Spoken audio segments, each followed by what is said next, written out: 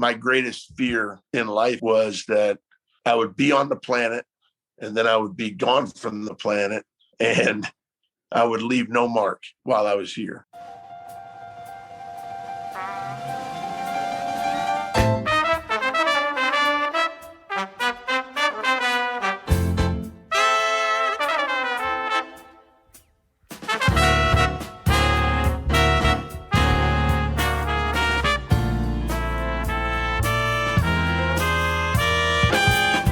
Dave Bolger here, and welcome to Had I Known, a show that explores the journeys of some of the most interesting members of the Hamilton College community.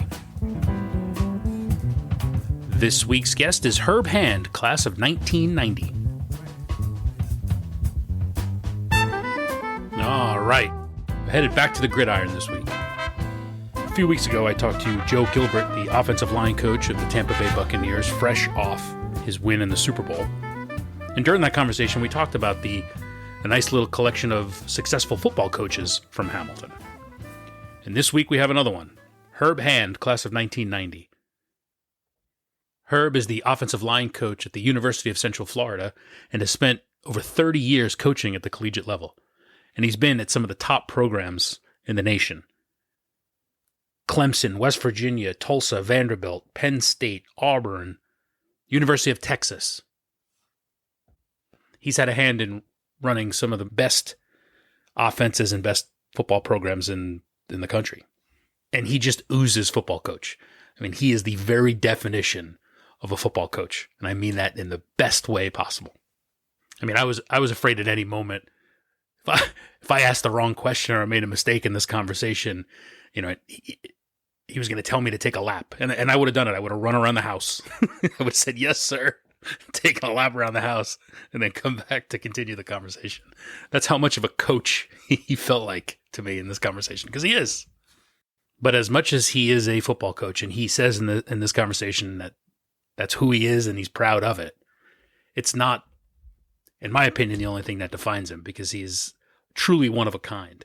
If you read up at all about Herb, you see interesting stories about his love of food, his love of cooking, and how that took him to become a contestant on Chopped. Yes, yet again, reality TV comes up on this show. So he's a foodie, and there are several videos of him online rapping. Every few years, another video seems to surface of Herb showing off his rapping skills. We'll put some links to Herb's rapping skills in the show notes, so check those out. It's impressive. So like a good Hamilton alum, he's showing off his well-rounded liberal arts background. In this conversation, like any good coach, Herb talks some football, but also includes some life lessons. This is a good one. I hope you enjoy it. Here's my conversation with Herb Hand, class of 1990. Okay, can you hear me? I can. Can you hear me? Yes, sir. All right. Hello, we got sir. it figured out, right? Yeah. That wasn't so bad. No. Yeah. Well, I appreciate you taking the time and doing this. It's I'm excited to have a chat with you. Thank you. Yeah, man. How's the new gig? It's all good, man. It's all good. You know, it's been a whirlwind since we got there, but it's been exciting. So it's all good. We just finished up spring practice last Saturday. So that went well. And, we're getting into recruiting. The NCAA is opening recruiting back up here June 1st. So in the planning stages of all that. Recruiting never really stops, but at least they're opening it up where you can host kids back on campus and that sort of thing. So what kind of impact not being able to do in person does that have on recruiting? How hard is it? It's been ridiculous. You're asking students to make one of the most important decisions of their lives without having the opportunity to come and visit campus and, really get a chance to know what your program's all about, what your coaches are all about, the student athletes on campus are all about. It's been challenging, to say the least. And you said recruiting never stops. How much time do you spend recruiting when you're in season? In season is it matters what day of the week it is, right? Because there's planning days where you've got to get ready for the upcoming game. And then, as the week kind of wears on, you spend a little bit more time on the phone with prospects. Sometimes we'll do like a call hour, either, Monday nights, Wednesdays and Thursdays are big nights to contact recruits, but you're still trying to juggle managing your day job while recruiting the next crop of dudes, but recruiting, if you're not doing something every day, to try to reach out to recruits, evaluate film, talk with high school coaches, whatever, then you're falling behind. So it's almost like a dog chasing its tail. Never ends, huh? Never stops. No, never stops. Yeah. What are the things you look for? I mean, obviously film is got to be a big part of it, but there's got to be other elements that you seek out for your guys. Well, the film is the most important thing. I mean, if a guy can't play, they can't help you win. And that's not good. But when you're looking at film, there's specific things that you look for positionally, coaching the offensive line. I mean, I look for, number one thing I look for is flexibility. Can a guy bend when he gets in his stance? You can tell a lot by a person's stance, if they have the type of lower body flexibility, particularly ankles, knees, and hips. They've got to be able to bend in those areas to play the game the way that we need to play it. So you look for that. You look for, obviously you have the measurables, first of all, kind of like what are your standards in terms of height, weight, arm length, hand size. I mean, all of those things. Flexibility is huge. Can a guy move his feet? Okay. We don't want a guy that's a heavy-footed dude. You want somebody that can pick him up and put him down. And that's got to be something with offensive line play that people don't appreciate or understand is the footwork. The footwork it's all about the footwork, whether you're talking about in run blocking or pass protection. That's football is a ground-based game, so it starts with the feet and works up from there. I used to try to group things in threes, right? So what I mean by that is if you can teach a guy to just think 3 quick points, in their thought processes. And, well, it kind of goes back to when I was a kid, you had Schoolhouse Rock, right? And they had this one, it was called Three's the Magic Number. And then De La Soul actually did a little riff on it. Yeah. Three's the magic number. Yes, it is. It's a magic number, right? So that kind of stuck with me. I'm like, all right, well, if I can group things into threes, guys can remember threes. It's hard if I say, hey, here's the 5 keys or here's the 10 keys. That's too many, right? If I can keep it to 3, they can probably remember that. So I always say feet, okay, hips, hands, feet, hips, hands. So that's the first 3 of blocking, all right? My feet are going to put my hips in position to make the block, okay? Whatever it is that I'm asked to do physically, it starts with my feet.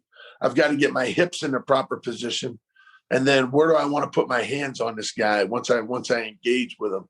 How do I want to use my hands? So feet, hips, hands. And then the second set of 3s was strike, strain, and finish. Strike, strain, and finish. So at some point, I'm going to strike that guy in front of me, right? And then I've got to strain. Then strain is like the essence of offensive line play, okay, as you know. All right. It's the battle of wills, right? Whose will is greater? And that's the thing I loved about playing offensive line was that battle. And then finish. So strike, strain, finish my block, right? So every time I say you got two groups of threes, right? Feet, hips, hands, and then strike, strain, and finish. And then every drill that I do with the guys, every practice drill that I do with the guys, I try to make sure they understand what category that it falls in. Hey, this is a footwork drill. Okay. This is a hand placement drill, right? This is a strain and finish drill. Okay. This drill right here, we're going to work on the strike phase or whatever. And then there's times where it all has to come together. Right. But yeah, it all starts with the feet. Putting on a coaching clinic right here. I love this. Well, then you go from there. This might be the people that are going to tune in and be like, what is this dude talking about, man? Hey, I love it. There's enough football fans out there that appreciate this. I love it. Yeah. You talked about when you're recruiting, reaching out to high school coaches. The inverse of that right now is we're coming up on the end of draft season for the NFL. How much do you hear from NFL coaches about your guys? Oh yeah, you get constant communication with them. It's particularly when you have some dudes that are highly regarded. Like right now, I've got a guy that played for us at Texas the past 3 years who is, he's projected to be a first or second round guy. And so I've been talking a lot with scouts and coaches and the like about him. And just, it's the same deal, is that they want to know, just like we want to know if we're going to invest in a guy, what we're getting. It's the same as the NFL. They're going to invest millions of dollars into a player. They want to get all the details on them. So, and those are things you're getting that you can't pick up on film, right? How hard they're working in the room. Yeah, what's their character? Yeah, what's their all the little things, right? All the details. Yeah. How hard is as the world has changed and evolved over time, because you've been doing this job for a while now? How has recruiting changed for you? Are the fundamentals the same, or I mean, you're quite active on Twitter in a positive way. I imagine that plays a role in recruiting. Yeah, the social media aspect of it has been the social media aspect of it over the course of the last, let's say, 7 to 10 years has been huge. Prior to that, it's the communication avenues, I guess, that, here's the thing with recruiting, right, is you've got to build relationships to recruit guys. Okay. And it's always been about what are the ways that they communicate, not the ways that I want to communicate with them, right? Like if I want to communicate with them, man, it'd be great nothing beats face-to-face communication, right? So getting the opportunity to visit with them, whether it's in their house or whether it's on your campus, that's like the best deal. Okay. But, for me, it would be, hey, the second thing would be, hey man, let's get on the phone. Let's talk on the phone. Let's make sure we're communicating kind of a couple of times a week on the phone, whatever. Well, then you come to realize that their mode of communication is not necessarily the phone. They like to text, and so you got to meet them where they're at. And so whether it was back in the day, before you could really text guys, people were on, like Yahoo Messenger or whatever, and you'd have to get on there to reach out to recruits or whatnot, because that's where they wanted to, converse with you at or whatever. And now it's text messaging and I haven't, some of the maybe younger coaches or whatever on our staff are, they Snapchat and all that stuff. I haven't really ventured down that road too much, but certainly direct messaging on Twitter, on Instagram, are huge ways to lay the foundation of those relationships. But nothing beats the face-to-face interaction. Right. Well, I was going to ask is how much do you start to miss out if it all is a virtual communication? There's an element of how someone answers a question or talks to you verbally or in person that can pick up a little bit more about their character, right? So you have to Yeah, have there's that. no doubt. Yeah, you got to have Yeah. that. And that's what's hurt, over the course of the last year is just not being able to have any FaceTime, any, you can do this, right? We can sit on a Zoom call and you can pick up some things there as well, but nothing beats being able to sit down in a room and chop it up with a guy. And you talked about the importance of building a relationship, and much has been made about your willingness to showcase who you are as throughout that process, both recruiting and with your players, whether it's playing into your interests in food or you just referenced De La Soul. You have an appreciation for hip hop and have been known to spit some lyrics every once in a while. Is that just you being you, or do you play those up to make the connection when you think it? No, I think it's just me being genuine and trying to be sincere with people, and I like, to give recruits, families, our current players, it's, you can't just, I'm not putting on an act with that stuff, right? Because I'm not doing it for any type of trying to be a chameleon or whatever to fit in with people. It's just, this is who I am. And, and I try to be sincere and genuine. I think people appreciate that.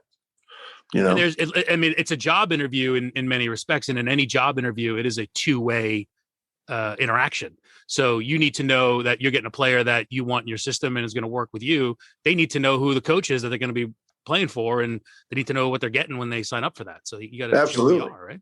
Yeah, because and it's going to be, it's not all milk and cookies, right? So there's going to be times where, the heat's going to be turned up, the intensity is going to be turned up, and we talk about that as well. I tell them,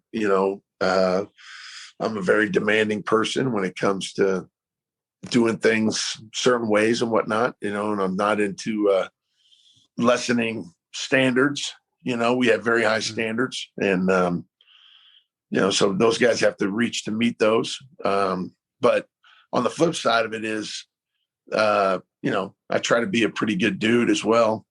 And, when there is time where we can enjoy our time together, where it's not in the midst of either game preparation or whatever, or even practice or whatever, but, you want to be able to relax and enjoy those times as well together. And I think giving them an insight into who you are, they go, okay, well, I could see myself playing for this guy. And that's the bottom line. Like you said, it's like a job interview. I'm trying to sell our program. I'm trying to sell the vision of our program. I'm trying to sell myself throughout that process. So, and then in that downtime, I imagine with 17, 18-year-olds now, you need to explain who De La Soul actually is. Yeah. I try to give them a little bit of history of I would say, man, if you're actually going to be like a football player, right? Football fan, like I shouldn't have to say, do you guys know who Vince Lombardi is? Right. But you have to do that because there's kids out there that they don't know, it's probably, that's just how it is, and so you want to give them a little bit of a history lesson. I'm a history major, right? So I try to give them a little bit of history lesson on what they're involved in. And so, I'm a big music fan and, kind of grew up in what I would consider the golden era of hip hop. But, you try to give them a little bit of a history lesson on that as well. So they kind of understand the foundations. And so. And is there appreciation in that generation of that music? I hope there is. Yeah, I think so. But then, it's just old school to them. Oh, that's old school. Yeah, no doubt it's old school. I'm old school. Yeah. So let's go back to the old school and talk about your Hamilton days. How did you end up there?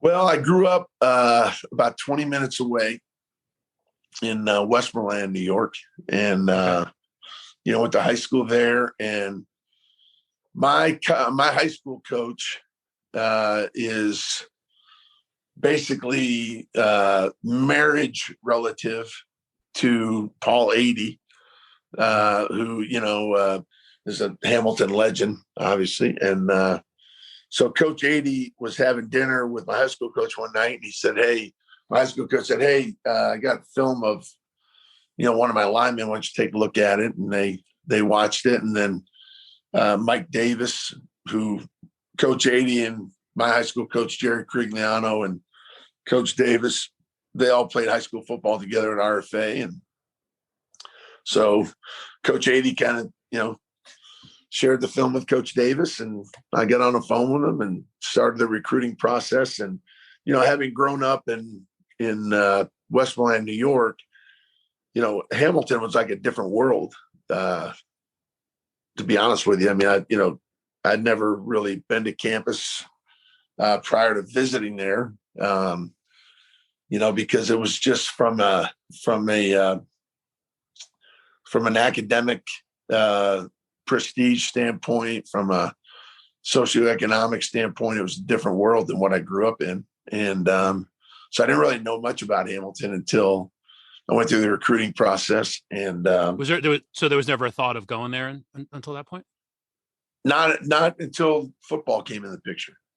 So football was really my vehicle to go into Hamilton. And, obviously very thankful for that. And how was your time there in the mid to late 80s once you got there and that new world opened up to you? Yeah, it was great. It was, it was intimidating at first because I was part of the HEOP program, right? Higher Education Opportunity Program. And so we actually had to go to school. I left my high school graduation party to get to campus, and there's a bridge program, that took place during the summer, where you had to take 5 classes. And really my acceptance at Hamilton was contingent on how I did in those classes during the summer. So no pressure, right? Yeah. Wow. So if you go in there and you just completely tank the classes, they're like, hey, we thought you might be a good fit, but hit the bricks, so I had to have a backup plan as well. But went there during the summer for the bridge program. And that was awesome because it gave me an opportunity to transition into, what the expectations were from an academic standpoint, certainly, being up there and being up on the hill.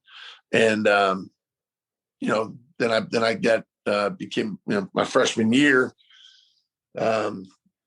There's 2 people that really kind of stand out to me in terms of from an academic standpoint. Christine Johnson, Miss J, she was the director of the HEOP program at the time, and she was like, I would consider her, along with my coaches, as one of the most influential people in my life, just from a mentorship standpoint. And then Doug Raybeck, who was my, he was a anthropology professor there, but he was also my, my faculty advisor for my 4 years there. And he was really, helped in my transition, just from a belief standpoint. When you have somebody that says, hey man, you can do this, or I believe in you, or you're maybe even telling you, hey, you're better than what you're doing right now. You know what I mean? You're better than the effort you're putting forward and pushing you and holding you to standards. Those are things that I needed. And certainly Miss J and Professor Raybeck provided those for me. The class I took with Professor Raybeck was one of my most favorite classes. He was one I remember I would sit in a room and he would tell stories. And it was one of the first times I saw a teacher or professor as something other than a teacher or professor. Oh, this guy has lived a life outside of this, and he's talking about these adventures he's been on. And it was just fascinating to hear him talk. Yeah, no doubt. He just had his, I guess it was his 80th birthday, and his wife and daughter made like a book for him. and they reached out to some people, and they hit me up on Facebook and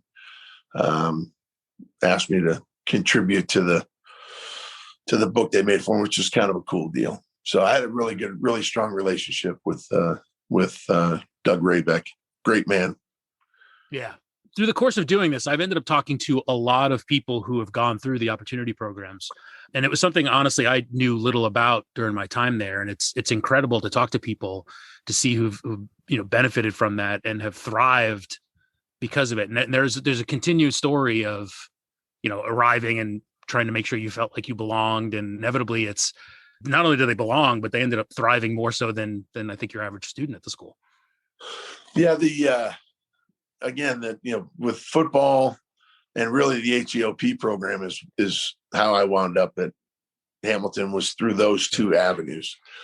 And Miss J, I'm actually in Austin, Texas today. I'm heading back to Orlando this weekend, but Miss J lives in San Antonio, and so my 3 years here at the University of Texas, it gave me an opportunity to really reconnect with her and spend some time with her. She, I think she's 92 or 93 years old right now, and she still could put the fear of God in me and real quickly. But no, she's awesome. She was she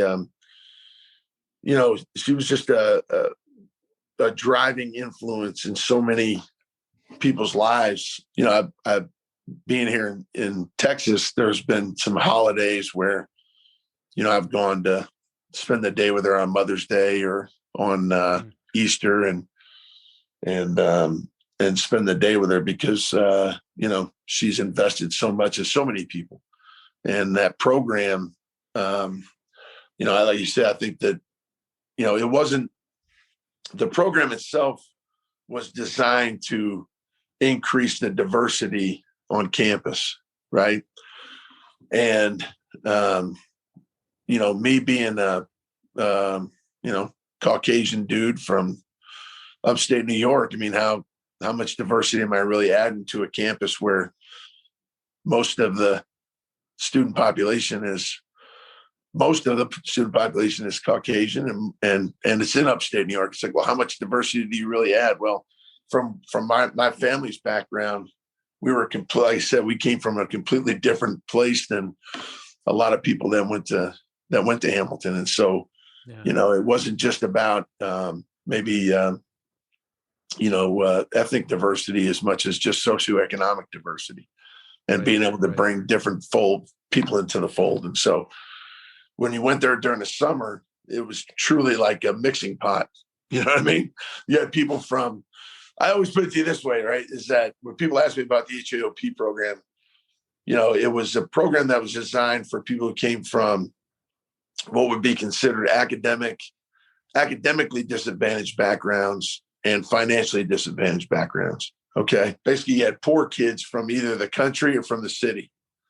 Right. So we had there was a bunch of kids that came from New York City or maybe Boston or whatever, that were inner city kids. And then I came from Westmoreland, New York, which, I grew up in the cow fields. Right. And so, you put us all together during the summer, and it was truly a mixing pot of people and experiences. And, you learn from one another and you grow up a little bit together. And it was a cool time to be around people that are different from you. And that's what diversity is all about, Yeah.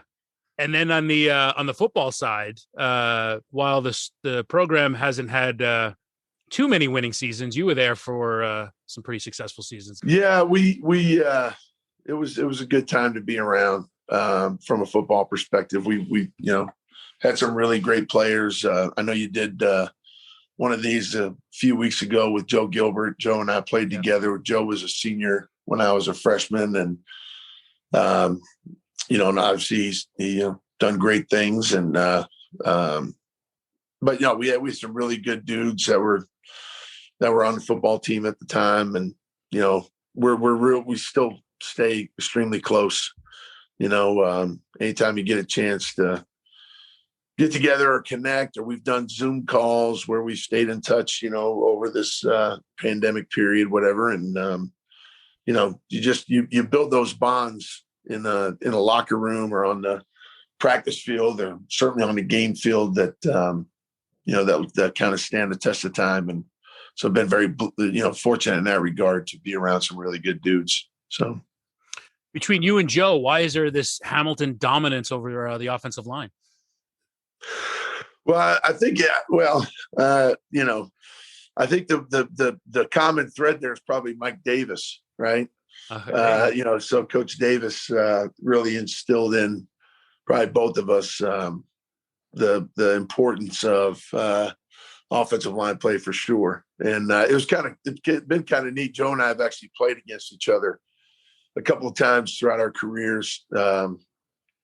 He was actually coaching here at Central Florida when I was at West Virginia back in the early 2000s. We played each other, and I want to say he was at Houston one of the years when I was at Tulsa, and we played against each other. And so, we always kind of meet at the 50-yard line before the game and say, hey, this isn't bad, two NESCAC guys out here, coaching major college football or whatever. And then Joe, of course, the great success he's had and win the Super Bowl, couldn't be more proud or happy for him. He drafted any of your guys? He had one of my guys. He's got one of my guys playing for him right now. Donovan Smith, their starting left tackle, played for me at Penn State. And then last year they signed one of my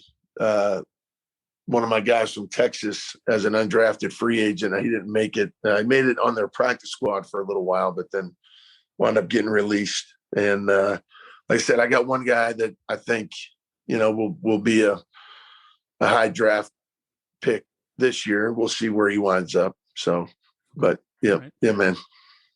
Was coaching, did you know coaching was going to be the path for you when you were playing there? I always wanted to coach. Football obviously has been, a big part of my life growing up, and coaches were always a big part of my life. And,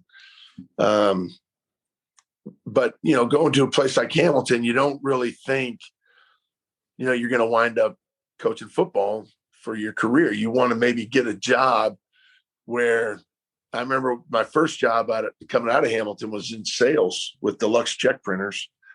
And during the interview process, I said, hey, is this the type of job that if I want to coach my son's, football team, can I do it? And they were like, oh yeah, you can work around your schedule and kind of make your own deal. So even at that time I was thinking, okay, eventually I want to coach. But after a very short stint with Deluxe, I realized that I needed to be on the field, and this was going to be my profession. And, 32 years later, you make a career out of it. And,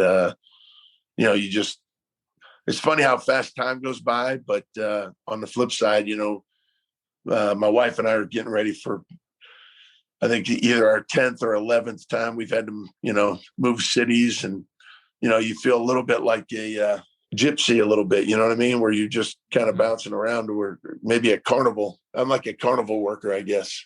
You go where the carnival goes, you know what I mean? And in terms of the profession, this is an unbelievable profession. It gives you an opportunity to make a difference in young men's lives. And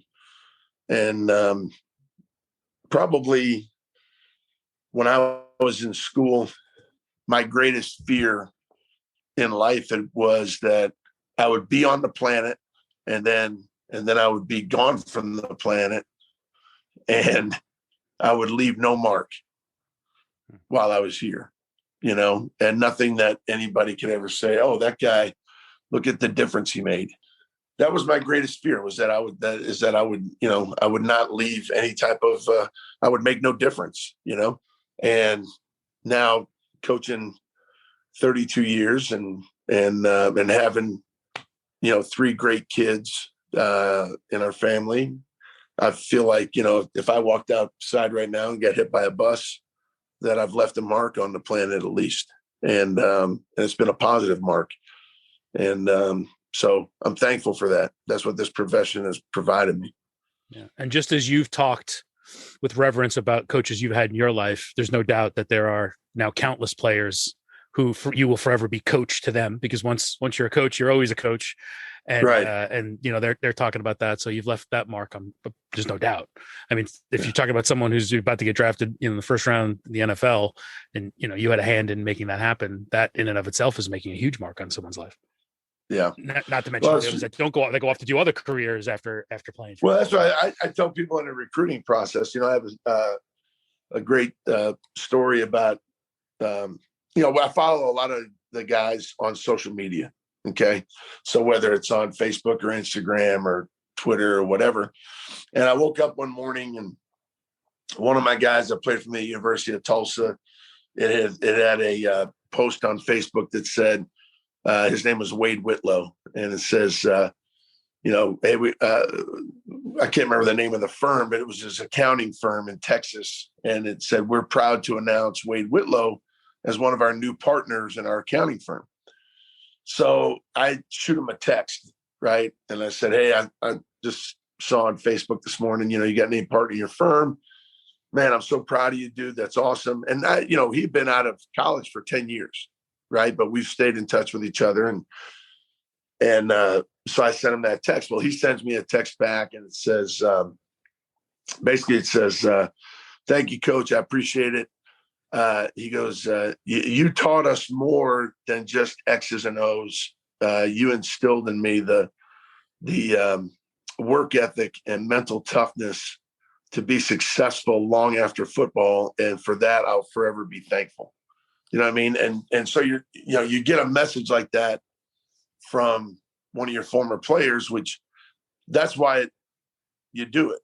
You know, that's why you do what we do is to make those type of impacts. And certainly, you know, every time that I have an opportunity to convey those same sentiments to Steve Frank or Paul Adey or Mike Davis or Jerry Crignano, you know, or Pat Pastelacqua, these are guys that coached me in college and high school that I don't hold back on sharing those type of sentiments. It's just like, you know, Doug Raybeck, you know, when I have an opportunity, when his family contacted me and said, hey, we'd love for you to take part in this, you know, I'm like honored to do it. And I couldn't wait to tell Doug Raybeck what type of impact he had on my life, you know. And again, my greatest legacy is my children, right? That's the greatest legacy that any of us can leave on the planet is what type of children you have and what type of people they become. But, you know, to be able to do that with other children as well has been very powerful, you know. And so there's some people that'll say, you know, what you do is not who you are, right? That doesn't compute to me, okay? Because as much as I am a husband and a father, I'm defined by being a football coach. It defines who I am. And I'm great with that. I love it. So it's not just what I do. It's who I am as a person. And I love it. And just as much as I love being a husband and being a father. So. And any of your kids falling in the family business? No, they're a lot smarter than I am. So they you know what I mean? So no. Our oldest son is he got his degree in supply chain management, and he works for a big shipping firm in Atlanta. And you know, nowadays supply chain, man, it's huge, right? Yeah, sure. You know, I mean, Amazon's taken over the world through supply chain, right? And then our daughter is finishing up her master's in marketing from Vanderbilt, and she just accepted a job with a. I couldn't do justice with what her actual job is, but it's basically she works with a startup company that helps to streamline the avenues of social media communication for. They really focus on sports organizations. So like the Houston Rockets, the Chicago Bears, Major League Baseball is using them now. The NCAA Final Four just used them, and it helps to streamline all of the social media avenues into. Well, she should reach out to me. She's getting into my line of work. And dude, well, once we got done this interview, it was going to be a quid pro quo here. You know what I'm saying? So, you know what I mean? So, but no, so she's doing that. And then our youngest son is graduating from high school this year, and he'll be attending Auburn University, and he's going to study something along the lines of cybersecurity or computer engineering or something like that. And so they are a lot smarter than you. They're a lot smarter than me, man. But here's the funny thing is that I got so many guys that I went to college with that are a lot smarter than I am too. But yet they want to live vicariously, through my experiences of coaching ball, and I'm cool with that. Man. I love it. So. It's just, hey, you find your niche and try to excel in it. So I have a cousin who is a coach, played at a small Division III school. He's an offensive line coach, as a matter of fact. And he's talked to me about how hard, it is to go from a small Division III school and rise up through the ranks in coaching, because so much of it, like anything in any job, it's about your network. Right. So the higher level you play at, the higher level of network you have, and then you move around and so forth. How hard was that for you early on, going from Hamilton and starting your coaching career? Well, I mean, you've built up a tremendous network now, and you've, Rich Rodriguez, Gus Miles, and you've built up a great network. Yeah. Well, the guy that you just mentioned, Rich Rodriguez, that was the key crossover deal. And what I mean by that is, when I first got out of Hamilton, I coached 1 year of high school football outside of Boston at Framingham South High School. And then I went to West Virginia Wesleyan College, which was a Division II school in the middle of West Virginia. And I got my master's there. That's where I met my wife. We did our master's together. And which I tell people all the time, like, I got my undergraduate degree in history. I have a minor in economics. I have a master's in business administration, and I coach football. So go figure. You know what I mean? But that's where my wife and I met. And during the time that I was at Wesleyan, one of our big rivals was Glenville State College. Okay. And their head coach was Rich Rodriguez. And so when I got done my master's, I was looking for basically a full-time job, right? Because you go from, there's just like anywhere else, you have different levels, you have entry-level positions. And I was at the entry-level position at Wesleyan. I was a graduate assistant, and I was looking to get a full-time gig. And we had actually played Glenville that year. They were ranked number 2 in the country. I think we were ranked number 11. They had the number 1 offense in the country. I mean, they were lighting people up. And this was back kind of in the infancy stages, if you will. This was 1993. So this was in the infancy stages of a lot of the spread concepts that you see all throughout college football and certainly, in the NFL now. This was kind of like, the real infancy stages of it. Anyway, so Rich was a big part of that. And if you look at how history has unfolded over the last 30 years, what we were in the midst of was almost like a revolution, if you will, of football, which was really cool. Yeah. But so Rich is the head coach there. I'm coaching defense at West Virginia Wesleyan, and we wound up beating them 17-16. And we were the only team that held them to under like 40 points. Or whatever it was. So at the end of the season, his defensive coordinator left, and he was looking to hire a new defensive coordinator. And, I interviewed for the job and wound up getting the job. And that really changed the trajectory of my career. And, hindsight's 2020, right? You look back on it and you go, okay, that moment was a big deal in taking that job. And because, we won, the next 3 conference championships. Rich had an opportunity to go to Tulane University with Tommy Bowden and as the offensive coordinator.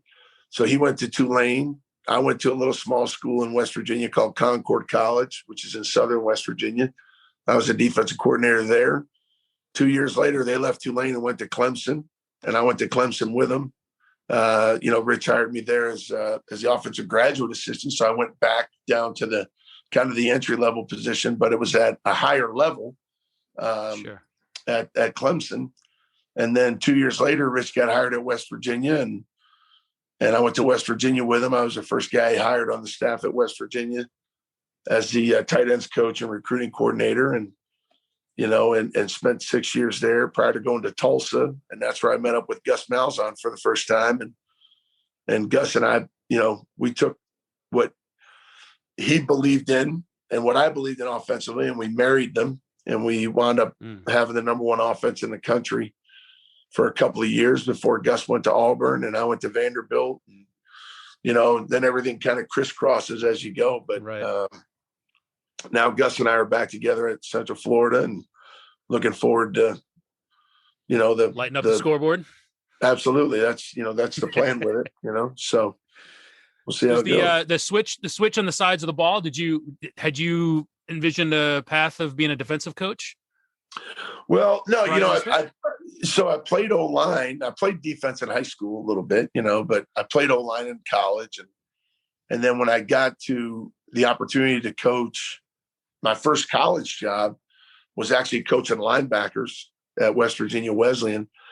And so I spent the next 8 years on defense, and it was the best thing that I ever could have done for my career because it really, taught me both sides of the ball, and, I believe in the axiom, if you want to win an argument, you got to know both sides.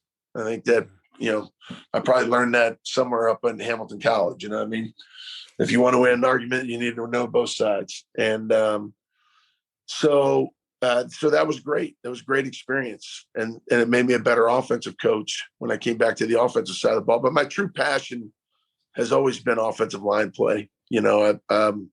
Just having played the position and really understanding that it's the team within the team.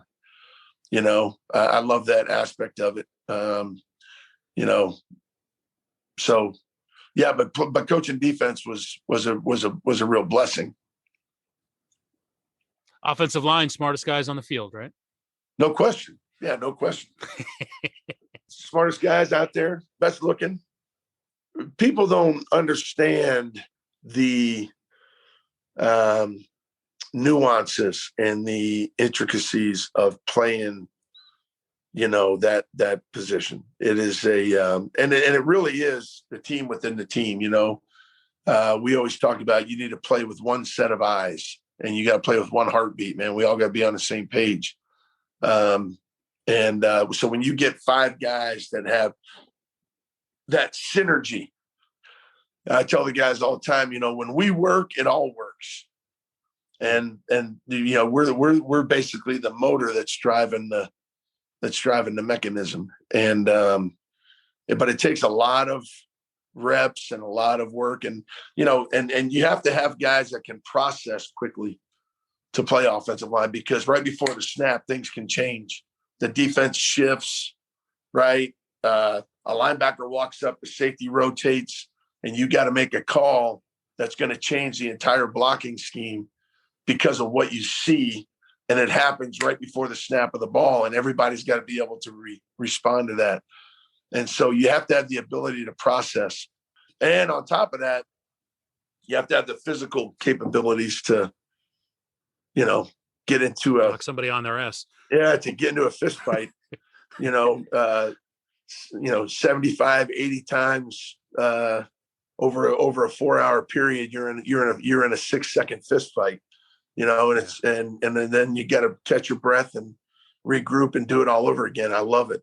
It's just there's the mental challenge of it as well as the physical challenge of it, down after down after down after down. And like I said, when we work, it all works. The best is when nobody notices you. That's the best, right? When you just kind of do your job and nobody notices you. No sacks, no penalties. Yeah. Exactly. That's the only time. The only time anybody ever really cares about you is when you screw up. So.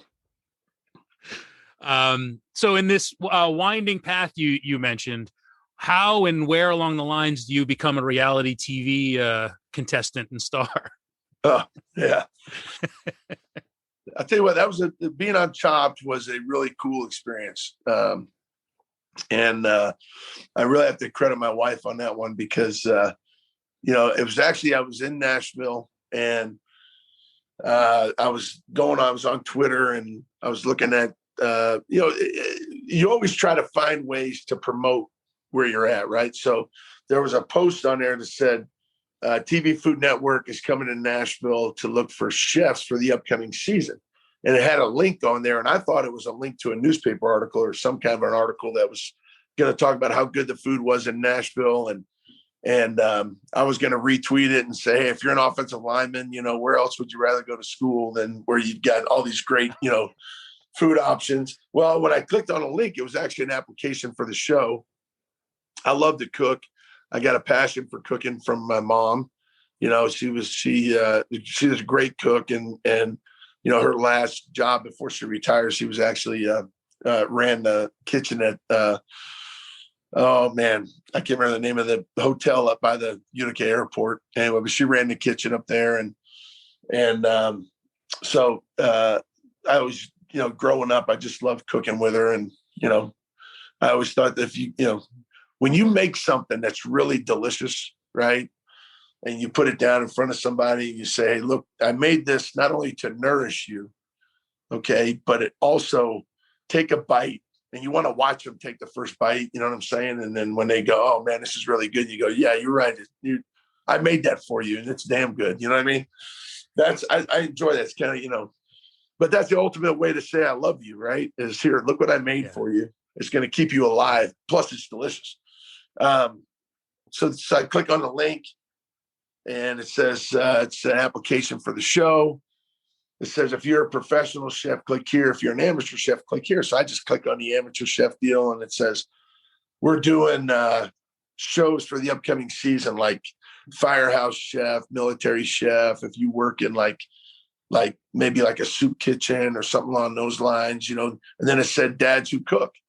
And I was like, hey, Chop's going to do a dads who cook show. And my wife's like, well, oh, you definitely should apply, man. They still like your story, right? You're a football coach. They'll enjoy your story. So anyway, went through the application process. They chose me for the show and, unbelievable experience, great experience, made some really good friends through that. The three judges who were on the show, Scott Conant, Chris Santos, and Manit Chauhan, I've eaten at all their restaurants. And, as a matter of fact, took my roommate from Hamilton to Scott Conant's restaurant down in Manhattan and had a great meal there with them. And then, so I've eaten at all their restaurants and have stayed in touch with a couple of the contestants on the show. Unfortunately, one of the guy who actually won the show wound up passing away a couple of years ago. He was from Long Island. He was a New York City fireman, and just sad story there. But great experience, and really enjoyed it. It's just one of the other. You have passions in life, and you're not. A lot of people would ask me why.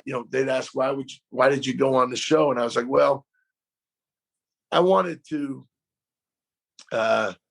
really show my kids, my children, as well as my players, that if you have passion about something, you shouldn't let fear cripple you in terms of snuffing out your passion. You know what I mean? Because some people get scared over putting themselves out there too much, if that makes sense. Right. Sure. So, sure. Cooking on national television, I mean, that could be, I remember when we were at the show at first, we're getting ready, we're doing all this prep work, the months leading up to it. And I was like, oh, this is going to be so cool. I'm going to cook on national television. Then all of a sudden you get there and the lights are on, the cameras are in your face, and Ted Allen's standing over there. And all of a sudden I'm like, holy crap, man, I'm about to cook on national television. What am I doing? You know what I'm saying? So like, don't make it. I get nervous if I'm cooking dinner and my wife is looking over my shoulder. I get nervous. I can't imagine if it's cameras and lights. And so our daughter, prior to leaving, so my wife and I are flying up to New York City. It's like on a Monday, okay? And I'm dropping our daughter off at school. And I think she was probably like 14 at the time or something. So she gets out of the car, she starts to walk across the street, and then she kind of circles back around. And I'm like, oh, okay, she's going to give me a little, hey, Dad, we love you, proud of you, no matter what type deal. So I roll the window down. I'm like, what's up, Bailey? And she goes, hey, Dad, try not to get chopped in the first round and embarrass our family. Right. And I'm like, oh, thanks. I appreciate it. No pressure. No pressure. And embarrass the family name. You know what I mean? So, but no, it was a cool experience. And, I really enjoyed it. And it was fun. And, it's a fallback career if this coaching thing doesn't work out for you. No. Luckily, I haven't had to fall back on anything else. I don't know if I'm built for anything else. Plus, on top of that, I will say this now: like people, and I know we have a lot of alums who are in that industry, right? Yeah. And that is like, you talk about a cutthroat industry now, and it's one of the hardest. If you can make it as a chef or a restaurateur or whatever, man, you talk about somebody who's got like rhino skin. You know what I mean? I mean, they're built for the battle. And I know you've spoken with a few people that are in that realm, man. That's a whole different animal. Got a lot of respect for them. Yeah, it's rough, hard living, business wise. It's a risky proposition, and razor thin margins. You got to really want it and really love it. Yeah. There was a time where you're like, oh, if this coaching thing doesn't work out, I'd love to own a restaurant. But then I started thinking about it. I love cooking because like I said, there's a passion there for it. You know what I mean? I just like making a good meal. And, if I had to actually cook for a living, I don't know, you better really love it if you're cooking for a living. You know what I mean? It's kind of like football. Like I couldn't live without football, right? And I couldn't function without it anyway. And one of the things, like you asked me earlier about, guys that are playing in the NFL and whatnot, when you get to the National Football League and, you're involved in that realm, okay. For a college player, you're going to play 12, 13, maybe 14 games. Okay. Well, in the NFL, you got 4 preseason regular games. And I know those are preseason games. I know that the numbers are changing, whatever. What are you guys going to 17 games or something like that in the regular 17 season? 17 and 3. 3. So 3 preseason games, 17 regular season games. Then you got to get in the playoffs, right? So now if you play 3 preseason games and you get to week number 14 and you've already played 17 games and you still have another month left prior to the playoffs, man, you better really love football at that point, And I think sometimes, guys, they love the idea of being a professional football player, right? Because they love what comes with it. But there comes a point where if you're going to be a true pro, a real pro, somebody that's going to make a living out of it, you've got to love football, not just the idea of being a professional football player. So it kind of goes back to like being a chef, right? Yeah. So as you're thinking back to your start at Hamilton and throughout the course of your successful coaching career, anything you wish you had known? One of the things I share with my players is that time waits on no man. I think that if I had known at a younger age how fast time would go by, I would have appreciated more being where my feet are at rather than I talk to recruits about this all the time. Is when you're in high school, Okay. And you're dealing with like when we first start connecting with guys, they might be 15, 16, 17 years old, right? They get a case of the can't waits. Okay. And the first thing that I remember, my first can't wait in life was I can't wait till I get my driver's license. That's the first thing I remember being a can't wait for. Well, the first thing you can't wait for is Christmas, right? I can't wait for Christmas. Or I can't wait for my birthday, right? And then all of a sudden they start going around too fast, and you're like, "Whoa, slow down!" The birthdays run up on you too quickly now. But really, the big can't wait. One of the mile markers for can't waits is I can't wait to get my driver's license, and then it's I can't wait to graduate from high school. I can't wait to go to college. I can't wait to graduate from college. I can't wait to get my first job. I can't wait to get my first paycheck. I can't wait. I can't wait. I can't wait. And then all of a sudden you look back and you can't waited 25 years away, because you're just looking at the next thing. I can't wait for this. I can't wait to buy my house. I can't wait to have children. I can't wait to boom, boom, boom. And you can't wait your life away. And all of a sudden you look back, you're like, man, where'd the last 25 years go? And so the challenge that I challenge a lot of young people with is, man, be where your feet are. Be where your feet are at and really enjoy the moment, because the moments go by too fast, and time waits on no man.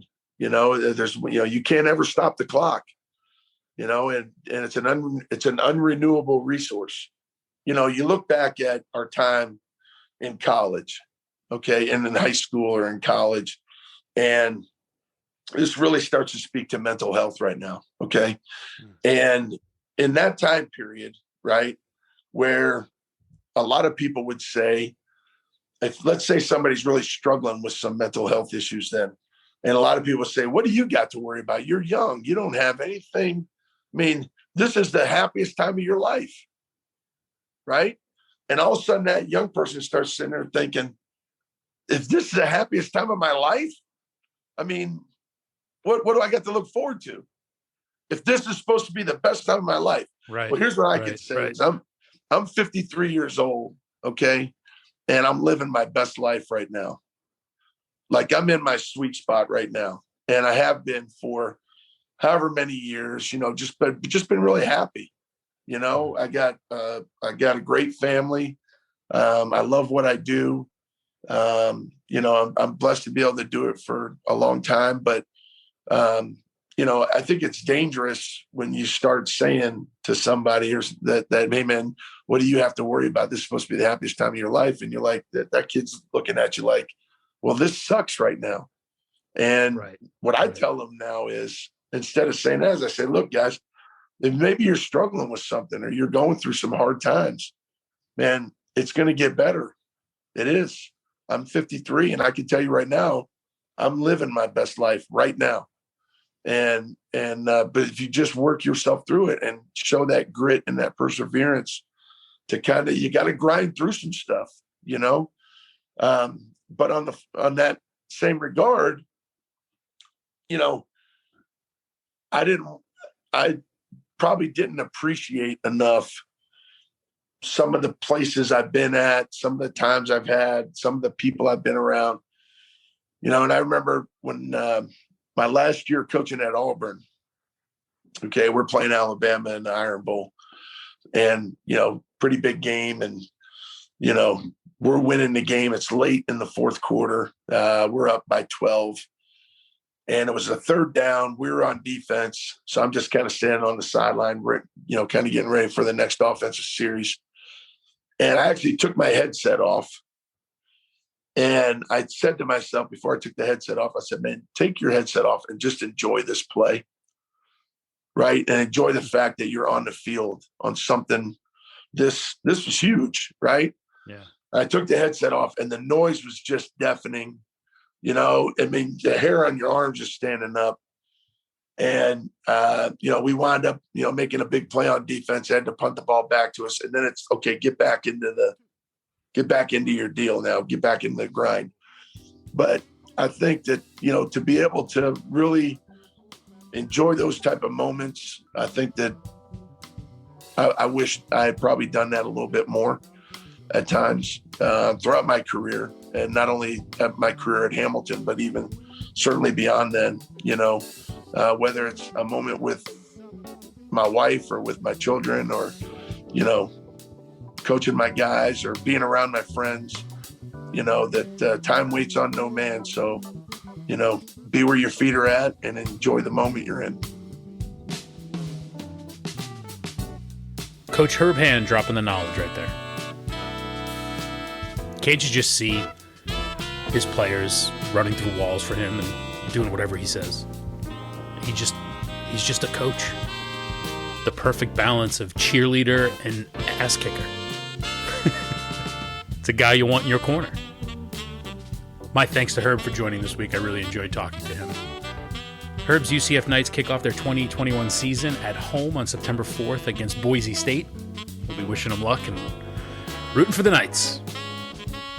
You have been listening to Had I Known on WHCL-FM, Clinton, New York. HadIKnown.buzzsprout.com. Had I Known Show on social media. As always, my thanks to Dr. Michael Woods for supplying the music on this show. And once again, Doc is going to play us out. Hope you enjoyed the show. And we'll talk to you in 2 weeks. Vacation week is this week. We'll take a little bit of a break. And we'll be back with new episodes and new conversations in 2 weeks. So use the time off to catch up on any episodes you might have missed. There are a lot of good ones. We'll talk to you in 2 weeks.